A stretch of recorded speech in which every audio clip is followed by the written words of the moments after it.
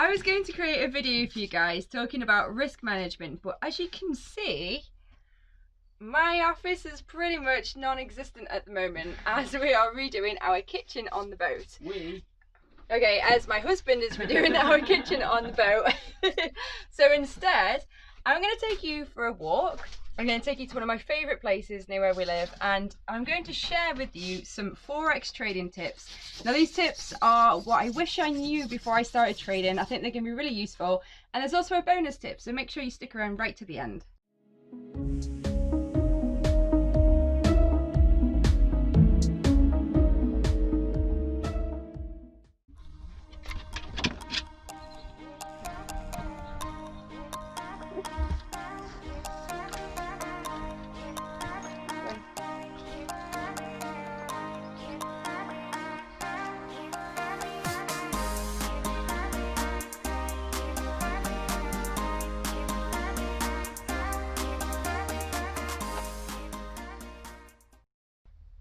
Right, I think that is straight.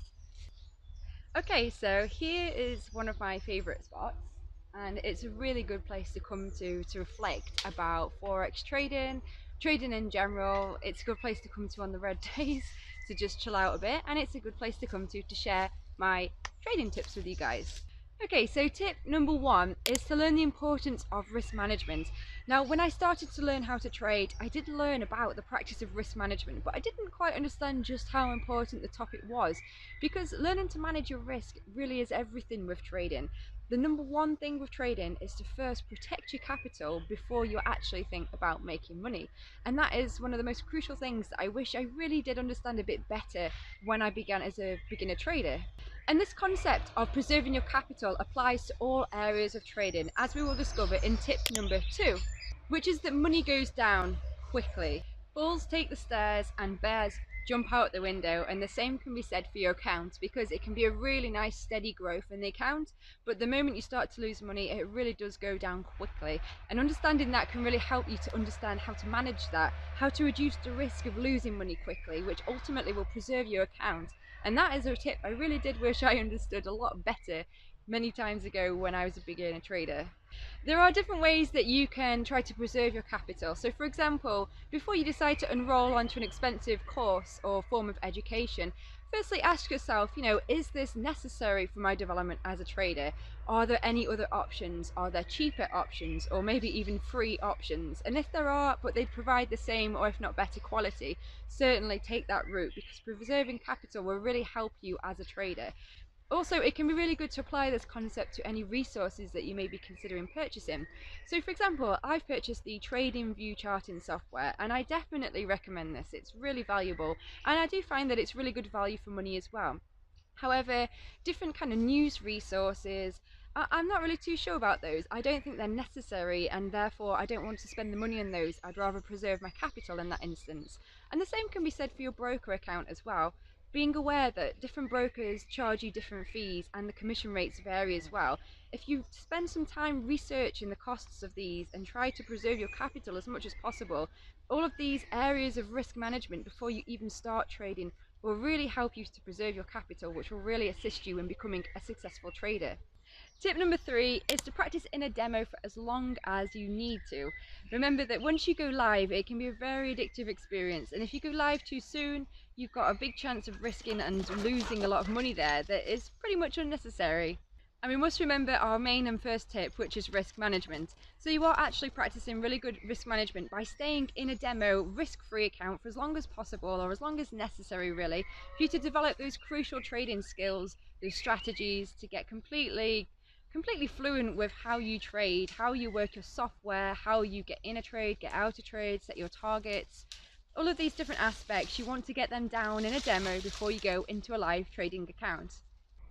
Tip number four is quite an important one, I think, and that is to know when not to trade.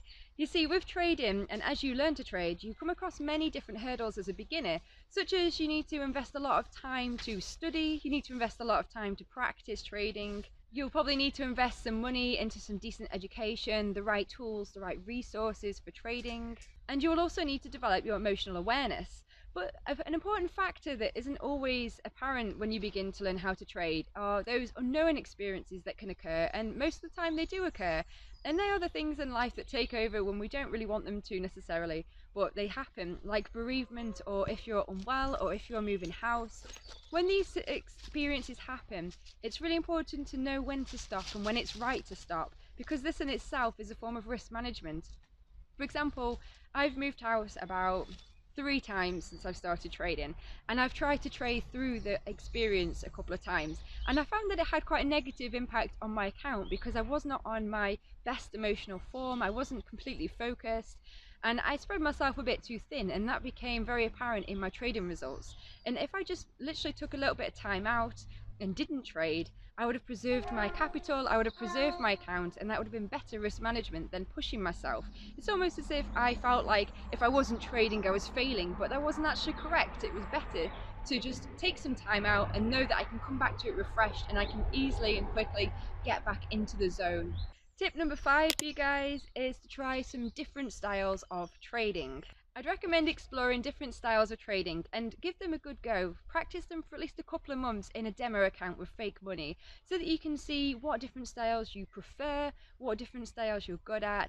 There's so many different types of trading, and when I first started trading, I was very focused to want to trade the style of the teacher I was learning from, who was Ross Cameron from Warrior Trading. I really wanted to trade the gap and go strategy with small caps, and I pushed myself to do that. However, when I started actually practicing that, I found out that it didn't really match my personality. It was much too quick. There wasn't enough technical analysis, which is what I really enjoy, and it just wasn't really for me. So I definitely recommend trying some different styles of trading instead of having this kind of like tunnel vision focus on something that you've not even tried before. So you can try the different types of stocks, whether you want to try small cap stocks or mid to large cap stocks. And then there's also different types of trading as well, like Forex, the foreign exchange market. You can also have a go at options or maybe the cryptocurrencies.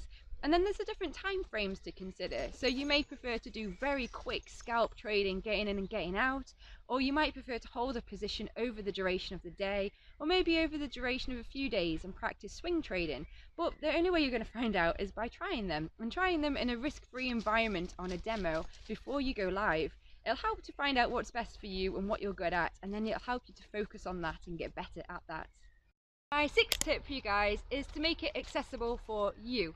So for example, I'm here in the UK, and when I started trading the US stocks, the US stock market opens at 2:30 in the afternoon, and that made it quite inaccessible for me and for the type of trading that I wanted to do. So I definitely recommend researching your style of trading before you actually commit to it, and in particular what it requests of you, what times you are planning on trading and how often.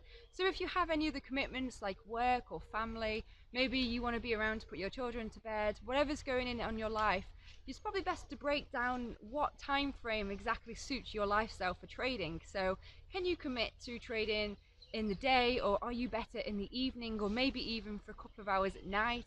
Once you kind of get a framework of what your life allows you to do and what's best for you for your time scale, you can then slot in a style of trading to suit you, because you're more likely to stick with it in the long run and keep it up and build it into a habit. Tip number 7 for you guys is to document your progress and record your trading data right from the beginning, from the demo. And by this I mean record every trade you take, record your daily trades, and then record your weekly metrics so you can see your profit and loss for the week and then ultimately the month. And then each month I would go through all of that data, analyze it and see where your strengths are, where your weaknesses are, you know, what you need to improve on, what you're doing wrong consistently, so that you know what you can do better. So for example, if you find that by looking through your metrics for a week or for a month that you are consistently cutting your winners too short, it gives you something you can focus on improving for future trades. I use this really useful template on Excel to help me to monitor my daily trade records and also my weekly trade records, so that I can help to see where I'm going wrong, where I can improve. I'll include a link to the Excel spreadsheet below in the description, so if you want to check that out, I definitely recommend it. And our 8th tip is to develop your emotional intelligence, or EQ. Trading can be very difficult, and to be a successful trader it requires 50% of 100% of technical understanding. Now that includes your ability to do technical analysis on charts, your ability to get into a trade, to get out of a trade, to understand risk management, stop losses, targets, everything that encompasses the logistics of trading, you need to have 50% of 100% of that knowledge. The remaining 50%, in order to be a successful trader, is 100% of emotional awareness of yourself, which is also known as trading psychology. Trading psychology is huge in trading, and it can often be quite underestimated. But being aware of and developing your EQ can really help you to become a successful trader. You can help to build your discipline by consistently practicing activities that help develop your EQ, such as meditation, yoga or qigong, or even if you just want to stick to exercise, the very act of consistently carrying out this activity and being disciplined and motivated to do it and do something that doesn't necessarily feel good, because exercise, not everybody always wants to do it, but you're making yourself do it and going through this uncomfortable experience and coming out better for it, and that will really help you to build that emotional awareness for yourself, and that you can apply that to trading. It will really help you with your performance. For example, one of my subscribers brought this up as well, and I completely relate to it, and that is when you have kind of a consistent, consecutive losing streak, and it can really make you question the strategy. And I've gone through this many times, and I still do have that experience, and that is a form of emotions. It is a fear of failure, and it means that it questions when you have losers whether you're doing it right. And I've been really bad at it, because it makes me not only question it, but it makes me feel like I need to go back to square one and start learning trading again and learning different strategies. And this is unnecessary. This is your emotions playing you. But from practicing these disciplined activities over a period of time, it can really help to build your emotional awareness, and it can help you to just recognize when you are slipping into emotional trading, bring it back and focus on being a successful trader.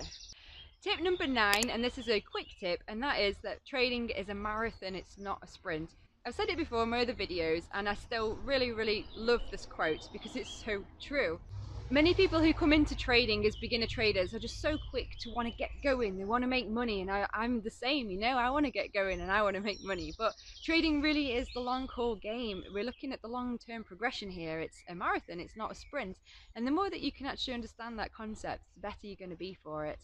And my 10th tip is to not give up, to keep at it, to consistently, persistently carry on trading. No matter how hard it gets or how down you feel when you have those losing days, you've got to keep motivated and you've got to keep at it, because it takes time to develop. But think about it. If somebody was to say to you, hey, if you carry on practicing and learning about trading, in 5 years' time, you're going to be in a position where you are financially free and making money from anywhere you want to be for the rest of your life, what would you say? I don't know about you, but I would do it. I would commit to studying and practicing for those 5 years, because I'd know that it would win. And that's what it's about. It's about being determined and motivated. And I have a bonus tip for you guys, and that is online community. Trading can be a very solitary journey, and it can sometimes get a bit confusing and you can feel a bit lost. So it's really good to find an online community. Find other traders like you who are learning, who you can ask questions to, who you can share your thoughts and ideas with, who you can motivate and inspire or go to for motivation and inspiration. Because we all need to help each other out. This is a tough journey and we need to be there for one another. So I definitely recommend looking into online community. Now, there are different chat rooms available that you can join. Quite a lot of them are expensive. There are some free ones as well, so it's good to look around. Or you might go to Facebook groups. I have a Facebook group set up if you fancy joining. It's completely free, and I'll put the description down below. It would be great to have you in there. And it's just a place where we can come together and help support one another, which is crucially important when you are learning how to trade. And I'm going to include a new feature in this video, and that is a comment of the week. And this is the comment that I have of the week from Brandon Hood, which is a brilliant comment, and I really thank you for your support, Brandon. It really made me smile. So I hope that you've enjoyed this trading tips experience with me in a different setting, but hopefully it's been quite a nice change. If you've got any questions or any comments, let me know them below. If you liked it, hit that thumb, and don't forget to subscribe for some more videos. Thanks guys. Bye.